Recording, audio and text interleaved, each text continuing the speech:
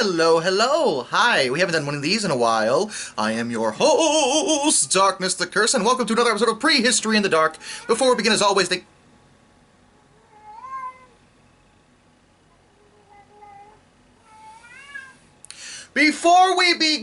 as always, thank you so much to my generous patrons and our channel members from our sister channel over at History in the Dark. You are the reason why this content remains being interrupted by a very rude cat.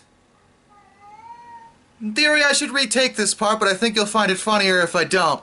And today, we're going to do another reaction to another person who doesn't seem to understand how things work, and it's just frustrating. This video is a little, well, it's not that old. It's about a year old or so. But it's the title of the video is Creationist Stumps Evolutionary Professors with One Question. Oh yeah, he got him with this one. Let's check it out. You're an atheist? I am definitely an atheist, yes. Now, why are you an atheist? Why am I an atheist? Because there is no God. Atheism assumes that you can disprove the existence of a God, but I'm an atheist. What Darwin showed in his work on evolution and natural selection is that we don't need to invoke any supernatural force or power to account for the development of life through time on Earth. The ongoing processes that are observable in today's world. Okay, so already off the bat, I feel the sense of bias here because he's already bringing out the big guns by saying that these people are atheists. At least two of them mention that they are atheists, I assume because he directly asked them. But this is kind of one thing that the creationists tend to harp on with it, where, oh, well, if you're a scientist and you believe in evolution, you must also be an atheist. You hate God. Or rather, that doesn't mean that. That means they just don't believe in God. This argument is flawed on the basis that it ignores the point that there are many scientists, even evolutionary scientists who study evolution, like anthropologists and paleontologists, that do also believe in God. There are religious scientists. You can be both. There are people who believe in evolution that also believe in God. Hi, that's me. Like, you don't have to. It's not this extreme trade-off where, well, if you believe in evolution, you must not believe in God. That's not how that works. That's not how any of this works. And even Darwin wasn't actually an atheist, at least not in the way we would use the term. Charles Darwin, as you probably are well aware, is the scientist who came up with the theory of evolution. Now, it's true to say that Darwin was not a Christian, because Darwin did not believe in the Christian theology. But he did not disbelieve in God. He did actually believe in a higher power. He is what we would call a deist. Back then they may have called him an atheist, but that's not how we use the term now. And a deist does believe in a higher power, but a deist is generally defined by people who don't believe in rules that tell them how to live their life, like the 10 Commandments and things like that. He probably would have gone by a personal code in terms of how, rules are run, in terms of how he ran his own life. Deists it's a vague term in the basis of each individual deist is kind of different. So Darwin was not an atheist in the sense of not believing in God, so let's get that out of the way right now, because many creationists, and even people who believe in evolution, think that that is the case, and it is not. So let's continue, because I'm sure this is going to get really good real soon. The canine kind, the coyote, and the domestic dog, and there's the feline kind, which is the cat, the tiger and the kitten, and you've got humankind. So Darwin said there'd be a change of kinds over many years, so could you give me one example of observable evidence of a change of kinds? So, for instance, the fossil record shows the common ancestors of all carnivores, that cats and dogs were once linked, united by a common ancestor. How long ago? This, I believe, was like 60 million years ago. I'm glad the scientists here went straight for the fossil record, because the fossil record is one of the easiest case examples of showing evolution in action. Macroevolution only happens over the course of many years. It takes tens of thousands for it to happen, sometimes millions in some cases. It depends on the need for the species to change. Because evolution doesn't happen if it doesn't need to. If a species is successful, like let's take for example sharks. Sharks remain very unchanged from the way they started out. because they haven't needed to change. Sharks haven't had to adapt that often. Whereas if we look at, say, modern-day birds, which are, as we know, the descendants of dinosaurs, we can see that, if I can get him out of here, come here, there you are. We can see that modern birds have gone through quite a bit of changes over the years, as the dinosaurs were quite a bit different. But there are certain similarities, such as the three-toed foot. This is, of course, a Jurassic Park version of a T-Rex, not quite fossil accurate, but it's close enough to illustrate my point, where a species does not go over changes. Sit there, don't fall. Okay, we good. Unless it has to. So, observable macroevolution is very difficult to find beyond the fossil record. Now, but the fossil record is very good evidence. It's incredible evidence. In fact, it is proof, literal proof that we can find in the ground and study and say, yeah, that is how things tend to change. They literally evolve over time. Small changes over time will become a large change in the grand scheme of things. And it's hard for people to wrap around how long the Earth has been around and how long life has been on Earth. But in that span of time, it is, you know, you sort of come to an understanding that, oh, well, over this, you know, many lifetimes, we can, a saber-toothed cat can evolve into the common house cat. And instead of murdering woolly mammoths for sustenance, they instead make it their daily habit of interrupting someone's YouTube video. Thank you, Bailey. This is my life. The scientific method must be observable and repeatable.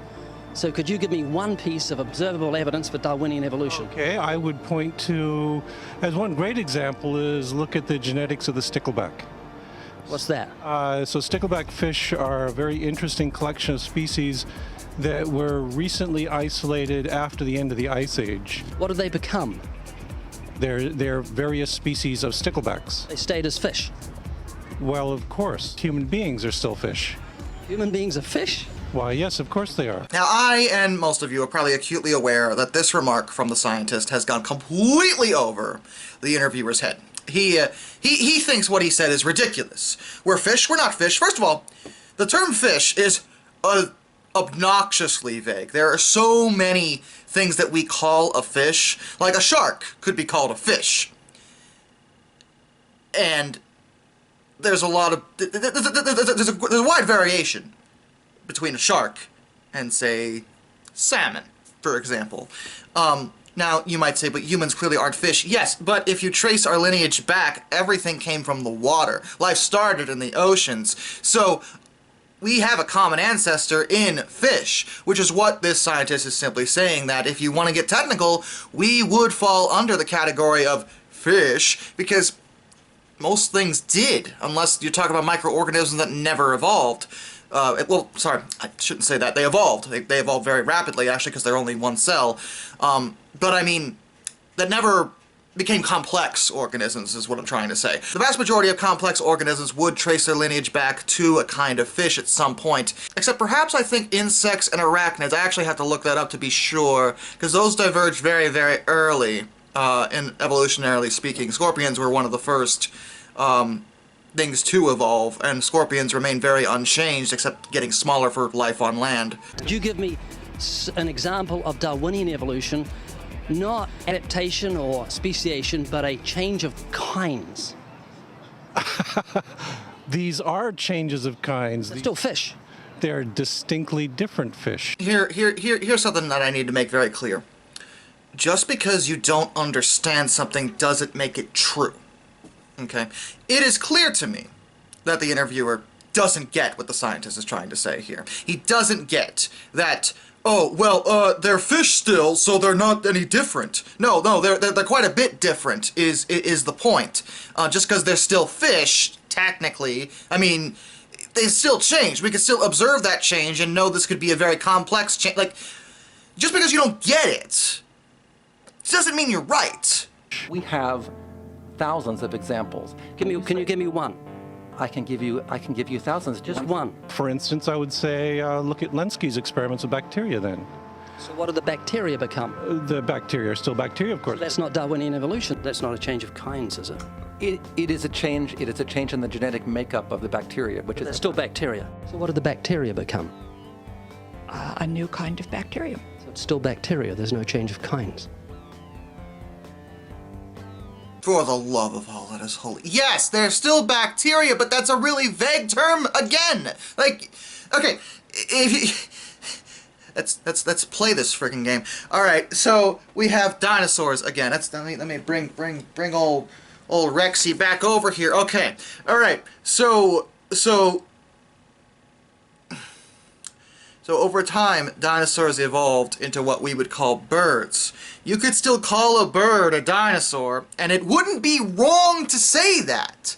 I think I know what he's trying to say. I think he wants to see an animal he wants to see this morph into a chicken. It's what he's expecting to see. That's what he wants to see. He wants to see a T-Rex and then a chicken. But that's not how this works. It is a very long period of small changes that takes a long time, that can't be directly observed within our lifetime, except within bacteria. We can see bacteria evolve and change into other kinds of bacteria, and I adore how he acknowledges that, well, they're still bacteria, but they changed though. You literally said that. And by the creationist doctrine, as I understand it, life has never changed at all. It all remains the same at all times. Species don't evolve or change. But you're acknowledging a change here.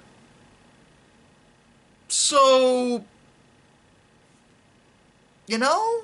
To summarize, the observable evidence that you give me for Darwinian evolution is bacteria becoming bacteria. No, it is bacteria acquiring new metabolic capabilities. Sir, I respect you as a researcher and a scientist, and I'm sure you're very intelligent, but please understand that you used a whole bunch of words in that sentence that this interviewer has no understanding of. I would walk away at this point. It's really not worth it. You know, at least I get views out of this. You don't get anything. You said before that there is lots of evidence for evolution. I just want one observable evidence for Darwinian evolution, just one. But I gave you some. You don't want. Not some, I want one. Wait, you don't want that. I want one. Yes, I do. I'm pleading with people. You asked me to tell you. You asked me to tell you when I've watched one species evolve into another. Isn't that right? No, one kind into another. There's 14 different definitions of species. So I want a change of kind. When you're talking about kinds or change in families, you're actually talking about macroevolution. You're talking about changes on the level that separate, say, cats from dogs. So could you give me any examples of Darwinian evolution? Well, when you say examples of that, then you have to sort of look at over a longer time frame. When you say change of kinds, you mean the evolution of one species from another or to another? Yes, we have that in action actually in the Galapagos. Could you give me one instance? Yes, we have an example from a group of birds called Darwin's finches. What do the finches become? They become genetically new and anatomically new, recognizably different species. So they're still finches? Oh, for goodness sakes. Okay, look. He doesn't want to understand, nor does he really care. He wants to... I'm sorry, you're right. This example was too specific, because he would look at the... Even if you could show this turning into a chicken, he'd be like, well, that's still a dinosaur. Okay, I'm sorry. He wants to see this turn into a beluga whale. My fault. Well, of course, they're still finches, yes. They're not there's no change of kind. Darwin spoke of a change of kind. Can you think of any observable evidence for Darwinian evolution where there's a change of kind? Change of kind. Change of kind. This poor guy hasn't even graduated yet. He's majoring in geology, which is the study of rock. I mean, you know, often paleontologists would have some knowledge of geology as well. Many would have masters in that field as well, I suppose. But that's not even... You're not even talking to a guy who's trying to specialize in the field of, you know, paleontology necessarily. I mean, maybe he is. I don't know. You know. Again, they would have... There's some overlap, but this is not really... If you were talking to a biology major, I might get it, but not a geology major necessarily. Also, fossil record You can see, there are multiple species. We can see the change because we have their remains. Of course, I say that, he's gonna be like, well, give me one. Give me one. Okay. I already brought up whales, so let's talk about the Lomaryx, which we can find the fossil record, and then we can find Pachycetus, and then we can find Rhodhacetus, and then finally we can find Dorodon. You can see these remains of these animals and see how they're related over a span of time. This is observable. We can view it. Yeah, you can't watch it in real time because it took a long time for it to occur, but it did happen. We have the evidence. You're just choosing to ignore it and interviewing, like, you go from the scientist who obviously got fed up with you, and I don't really blame him, to a student who is not only just a student, but he's also not even in the right field to answer the question. I'm gonna have to think about that one a little longer. You give me anything that I can see, observe, and test, which is a scientific method for Darwinian evolution, a change of kinds. Test and observe.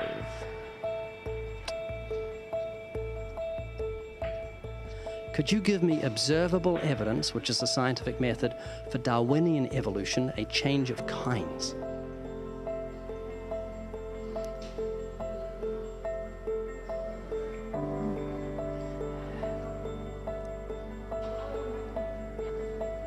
Okay, I gotta think about it. So you want the evidence of it? Fossil record! I would say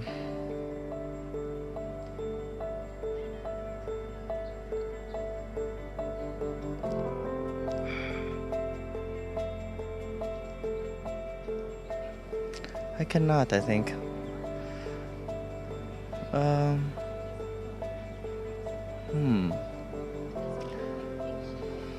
It's a hard question, actually.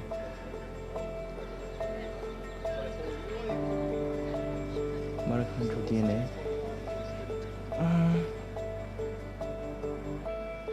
So, can you repeat the question again? Could you give me any observable evidence, just one, for Darwinian evolution? Let me think about that for a sec. What's that you say? You are the observable evidence? What?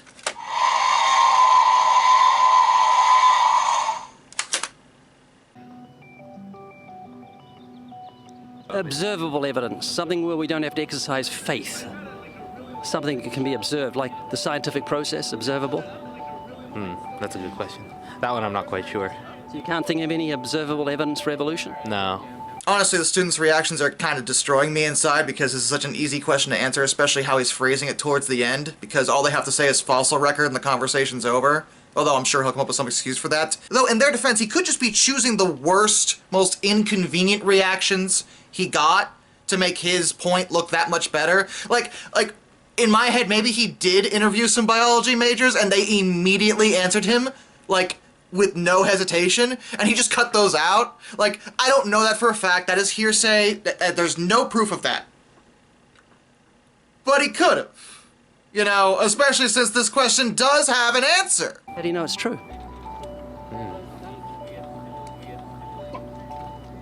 I'm not sure. So Darwinian evolution is not observable, it's not scientific. I guess so. Don't say that to him. You're only encouraging his delusion. Though he could have just said it to make him go away. That's fair. I understand. So it's unscientific, you can't prove it. It's scientific, actually. You could prove it. It could be proven, just... Do it for me. That's hard. That's just too broad of a... It's unobservable, that's why you need millions of years. Yes, exactly. Kinda disappointed the biology major didn't mention the fossil record, but then again, he also did acknowledge that, no, this takes millions of years, you can't stop it. Like, you're annoying. Like, that's how he came off, which, fair play. You're trusting the biology majors and the biology professors know what they're talking about, and they can't even give me evidence of a change of kinds. Well, then there isn't one. If they don't give it, then I wouldn't say there was. I just go on what I've seen and what I've learned from class. So you believe? Yeah. You know what that's called? What? Blind faith. Blind faith.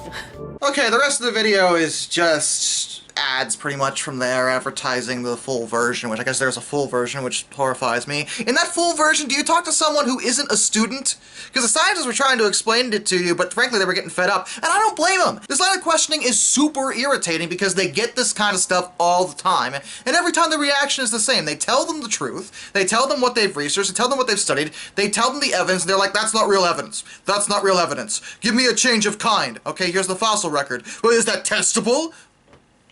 We're looking at it! And I guess the blind faith argument is that, well, if, you know, you can be blind in your faith in evolution, we can be blind in our faith of God. And you know what? You're right. You are allowed to believe that. I will tell you now, you are perfectly allowed to, A, be religious. You're allowed to be religious. You're allowed to believe in God. That's fine. I certainly don't have an issue with that. What you don't get to do is go around and tell other people how to think, okay? That's just being obnoxious. You can sit there and say, this is what I think, here's how I think it happened, and other people may agree with you, and that's fine. I'm not gonna sit here and tell other people what to think about how the world was made, okay? If you want to say we sail around on the backs of a giant turtle, I mean, you're wrong. We can observe that that's wrong. Very much. But if you want to think that, by all means. My problem comes up is when people try to indoctrinate others into a system by effective, you know, mental force, just constantly badgering them and demanding, no, you have to think what I think, you have to think what I think. When, you know what? The scientists have done the research. They're far more educated in the field than I am, and I assure you, they probably know what they're talking about. And just because a few of them are atheists doesn't mean all of them are. And just because evolution happened, it doesn't mean God suddenly doesn't exist. Like, okay? And I like how it's always based off of the Christian theology, because what about the other creation stories? I mean, there are other religions on the planet, you know, that have a completely different origin for how life came about. But that's not relevant, is it? No, because this is all about your focus on your book. Your book says this, and your book is right, and everyone else's is wrong. Especially those science textbooks. Ridiculous. Till next time, this is Darkness, and I bid you all a fond farewell.